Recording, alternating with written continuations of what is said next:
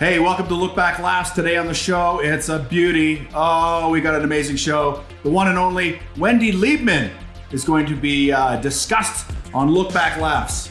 Boom.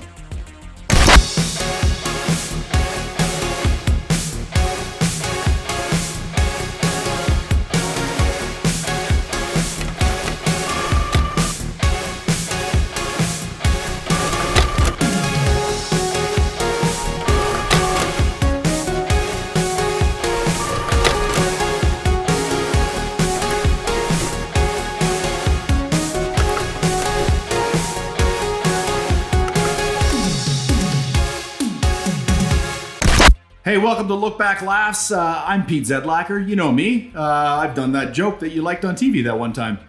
And today on Look Back Laughs, Look Back Laughs is a TV show where we look back at the career of somebody who inspired me to get into comedy. And we look back at their career and we have a laugh and we discuss them. And today we have a very, very special format coming with you. This is the part of the show where I usually throw to my buddy Scott, who's in Korea. But we're not throwing to Scott. We're throwing to a very special guest all the way from New York City. It's Christina Walkinshaw. Hi, Christina. Hi, Pete. How are you? I'm real good. Thank you so much for being the very first guest on Look Back Laughs. I'm a huge fan, long-time watcher, first-time guest. Yeah? And there's no other episode I would want to be on than the Wendy Liebman episode. Yes.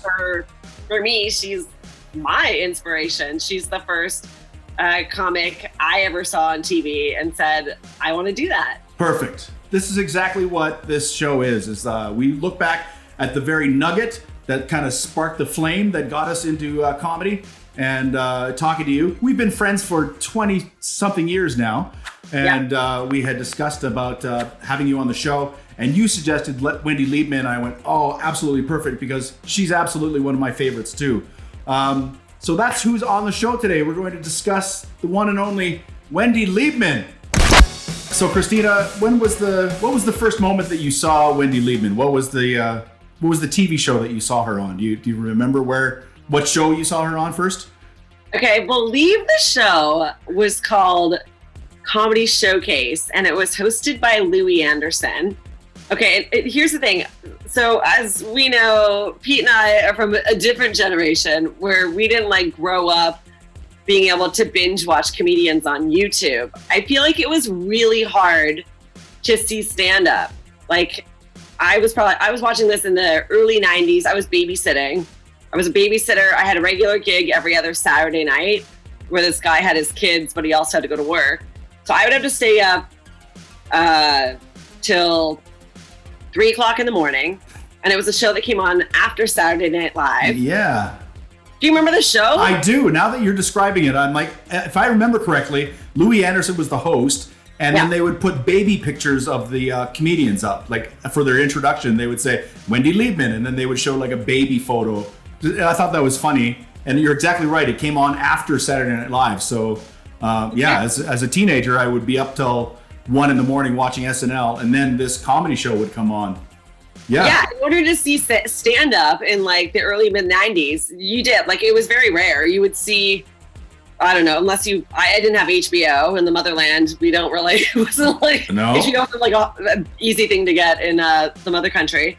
So yeah, it was only if I stayed up late enough, after SNL, that I would see that show. And I also believe there was shots of the Santa Monica Promenade. Oh, at the beginning of the show. I can remember. Now I think I might be mixing these up too, and you tell me if I'm correct or not. Caroline's Comedy Hour, they shot down at the Seaport in New York, and I think that's what I'm thinking of. So, did the Louie show shoot in Santa Monica? Is that what you're saying? That's what I think. But I feel like I've tried to Google this before, and I can't even find this show on the internet. It's so, I don't know if it was a weird syndicated thing that they recorded and there's no evidence of it. But I remember it too, so I'm going to vouch for you. Yeah, that sounds right. That Wendy might have performed on Louie Anderson's, was it Comedy Showcase, you said was the name of the? I think it was called Comedy Showcase. That sounds right. For sure Louie Anderson was the host. Okay. And I mean, I don't think I need to, I don't think I'm going to floor anyone with this information, but back in those days, there weren't a lot of women comedians. I'll see myself out. Okay. That's true. You're absolutely, you nailed it. It's very, very true. I remember seeing the early days. I remember seeing Wendy Liebman. I remember seeing Ellen on one of those shows too.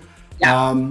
But then I remember like Evening at the Improv. If you remember Evening at the Improv, there was a cavalcade of amazing comedians that were on there and a whole lot of bad ones. You know what I mean? Like even as a young teenager watching this going like, there's some bad comedy happening here. So I remember Wendy Liebman, for me, Wendy, I remember she was one of the comedians that I saw was just like, took me so off guard. And immediately I was like, oh, this is a good stand-up comedian. Like that was my reaction. What was your reaction to seeing Wendy the first time? For surely she's the one that I went, oh my God, I want to do that. Yeah? Like I love Wanda Sykes. I love Ellen DeGeneres. But there was something about Wendy Liebman where it was just so, her style is like something that I think many female comedians like need to, I don't know. I think a lot of us were influenced by her. Right. You could see that style. Like, I know that Wendy might not have been a household name, and I wish that she was. Absolutely. Yeah. Because she's the kind of person that, you know, somebody says to me, like, oh, like, who's your favorite comedian? Wendy Liebman will always be the first person I'll say, and then I go straight for Canadians, because Canadians are never recognized. I always say, like, Erwin Barker, Heidi Foss. Mm-hmm. Wow, on the Canadian, great. Yeah. Right, on the Canadian side of things, like Heidi Foss, for me, she was like perfect. Like she's our, you know, brilliant. These are brilliant people you're talking. Your influences are very, very smart people. That's really interesting to me. I really like the craftsmanship of a well-written joke where there's no extra words. I think now it's cooler to maybe to like kind of, I don't know, have a little more bravado on stage and like, I'm loosey-goosey and I'm just like babbling here, and if it happens to be funny, it's funny.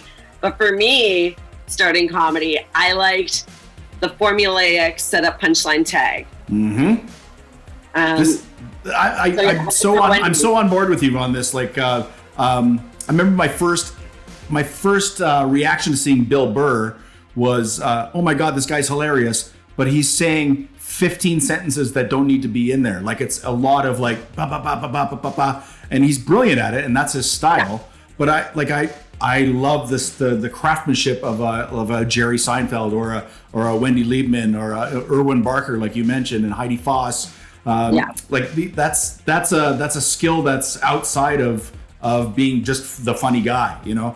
Totally, yeah. So, and you're also brilliant if you do what Bill Burr does and just like rant and be hilarious and engaging. But I think if I ramble, somebody would be like, bye bitch, get off the stage.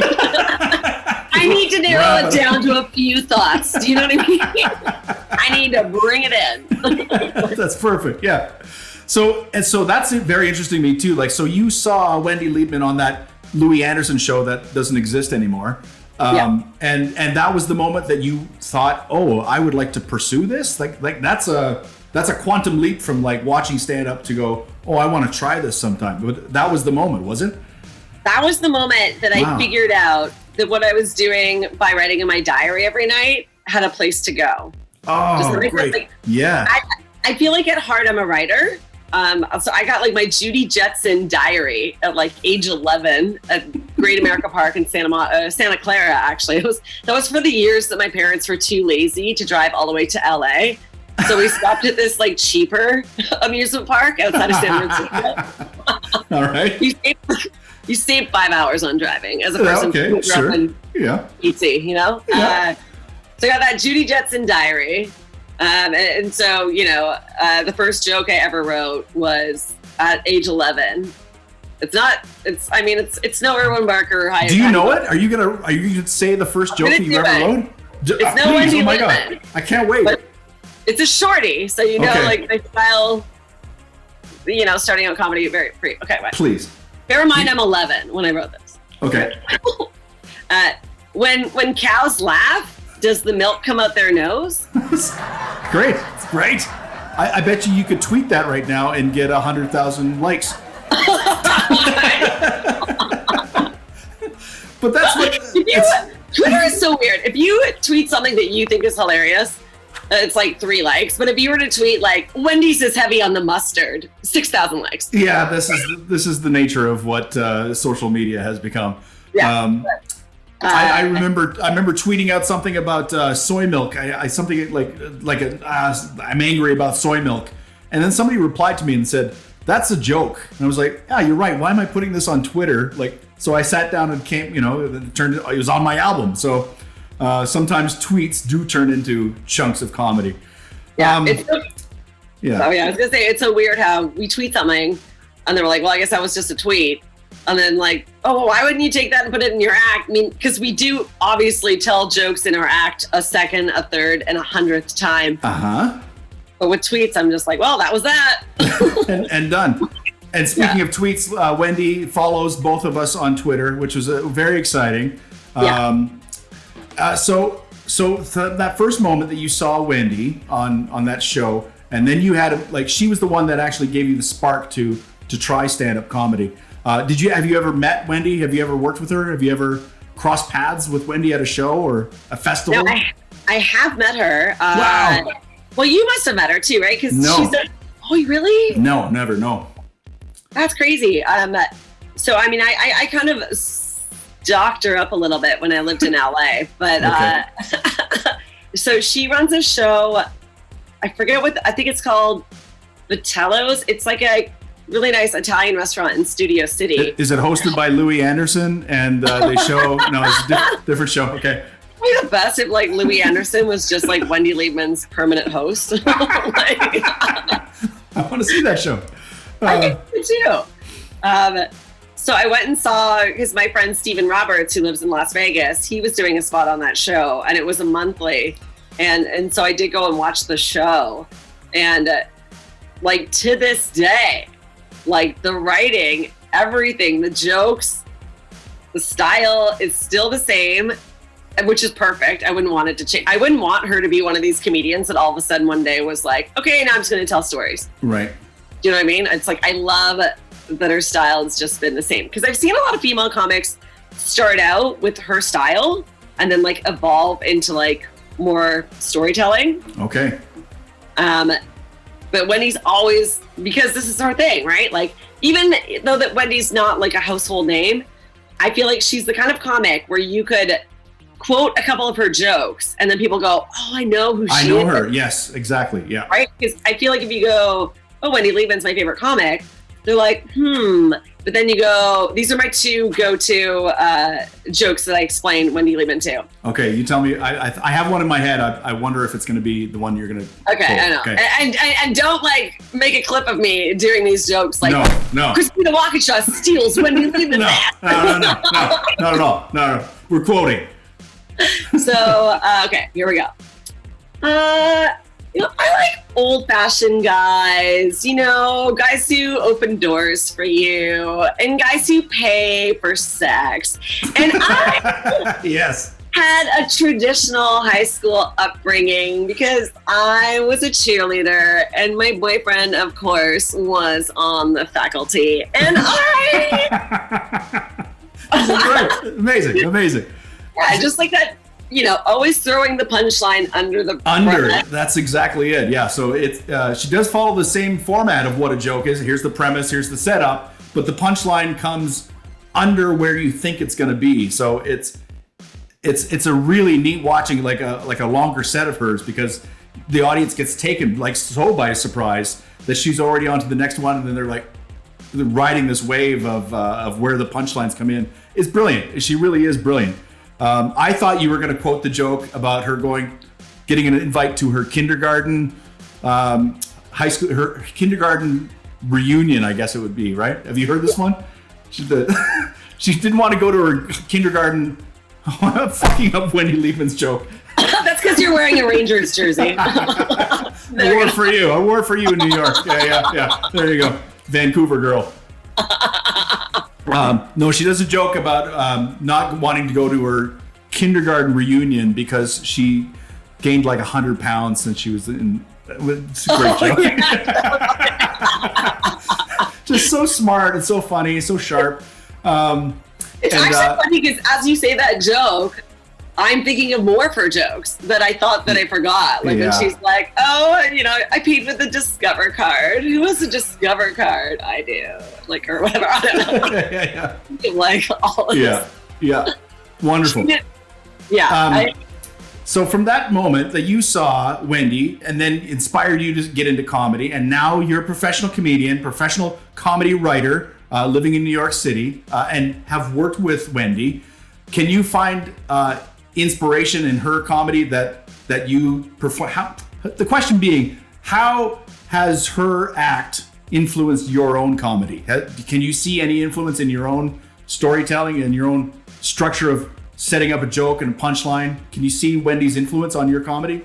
Absolutely. And I could see her influence on like a lot of comedians. Like, I feel like once you admire that style, and you see it with like, you could probably handpick maybe like 5 comedians out there that new comedians want to be. Yeah. You know what I mean? You could see like, okay, you want to be Daniel Tosh, you want to be Zedlacher, you want to be Dimitri Martin, you want to be, well, some people want to be Dave Chappelle. And when I see people fucking sit down on the stool on stage with their 0 minutes of material, I'm like, get the fuck off that stool. Work. Stand up. Yeah. Or if you want to sit down, go to a desk and write some jokes. That Good on you. Yeah. Agreed. People that sit down on the stool that aren't Dave Chappelle really bother me. Anyway. Absolutely. Yeah. Agreed. And the same thing when I started comedy a couple of years before you, but I remember Mitch Hedberg had just broken on the scene when I started, and there was so many Mitch Hedberg clones that came after his wake came rolling through town. You can see how comics get influenced. And I remember being like a Norm Macdonald, worshiper. So that first year of comedy, I had kind of like, hey, it's my jokes. Kind of, I had this weird, until you find your own voice, that's how comedy got inspired. So, You're so right. I'm embarrassed I didn't bring up Hedberg or Norm Macdonald, because you're right. Those are 2 huge influences. I mean, we all know when we think Norm Macdonald, we think Casey Corbin too, right, Casey? Casey. Sure. Yeah. Every comedian, you're exactly right though. Like every comedian has the comedian that they want to be when they start, and then we all evolve and we find our own voices. Yeah. But hopefully we do. Yeah. Hopefully. There's a lot of people that we started with that are not doing. They have not made it to the next level in comedy. No. They're sitting on stools right now. So I don't even know if I answered your question properly, but to bring it back to Wendy, I feel like, and again, I'm going to pull Heidi Foss and Erwin Barker back into this answer. Yes. But for me, it's like craftsmanship of words. So it's like and you feel it as a comedian, like I've always been a comedian who felt stressed about doing time. Okay. Like I've never been like 45 minutes, I've got it. I've been like 45 minutes. Okay, that's probably like 120 jokes. So I have to make giant set lists. You know what I mean? It's I do, yeah. For some people, 45 minutes is like 5 jokes because they're longer bits or they're stories. And your set up punchline tag, a headlining set is like, it could take years to write in that kind of style. Yeah, absolutely. I'm reminded of a story of our friend Trevor Boris. Love him. We love him too. He was a wannabe comedian. He had never done comedy, and Wendy was his favorite comedian. And she came through Rumors Comedy Club. And if way back in the day, Wendy played Rumors. And have you played Rumors? Have you done a run at Rumors? You know what's funny is I just played Rumors online. Oh, the virtual show. Yeah. It was fun. They picked great comics. That's great. Yeah. When you perform in Winnipeg, it's a Tuesday through Saturday run. So I think you do 7 shows. And Trevor told me the story. He loved Wendy so much that he bought a ticket for every show and sat in the front row at every show. All 7 shows, Rumors Comedy Club, he was right front row center, adoring.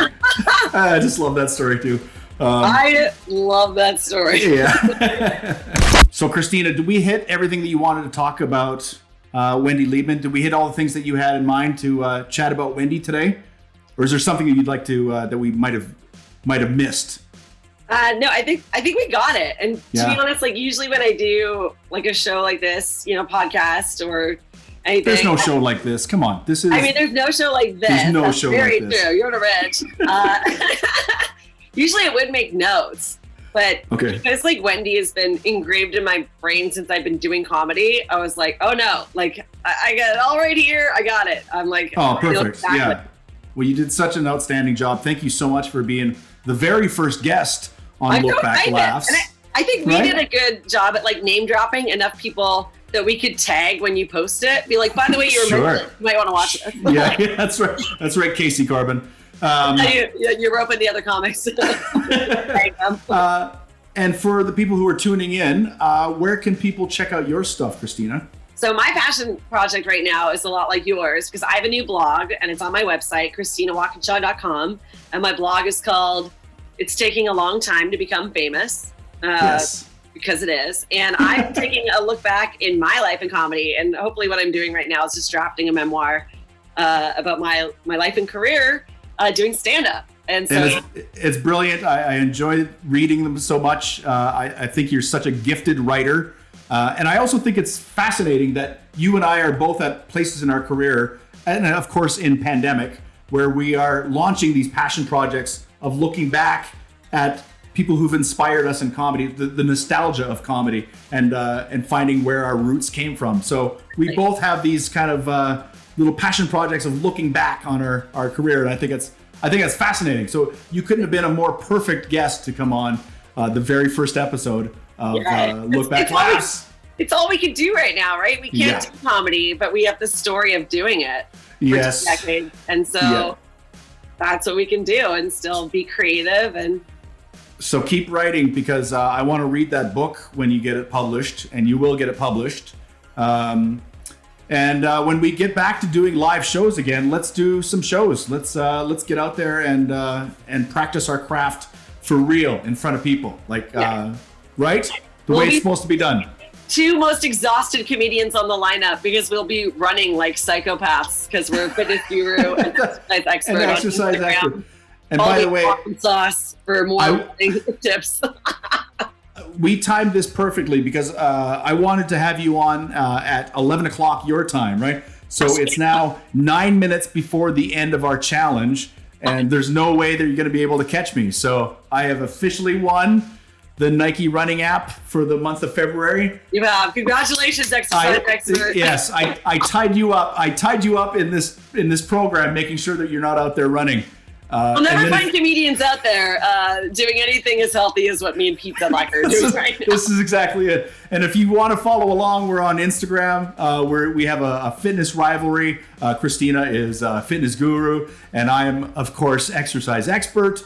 And we have this influencer rivalry going along, and it's catching on. People are really enjoying it. I did Christina's show last month, the month before, and she's doing all these amazing credits that and I love to hear it. Like he's performed with the Muppets on Just for Laughs, and he's won the best comic in Canada and the Sirius XM. But he's also exercise expert, and then I could hear like everyone like there was a gasp of recognition. So my biggest credit right now during pandemic is that I am exercise expert. So thank you for that inspiration as well, Christina. Oh, it's funny the things that we end up being known for. That's it, exactly. Thank you so much for being part of the show. I love you. Stay safe. Be well in New York. And I'll see you when the world returns. Yay. Thanks for having me.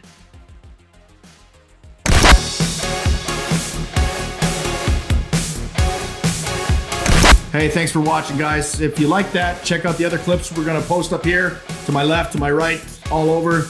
So very appreciate it, guys. We'll see you again. Good night, everybody.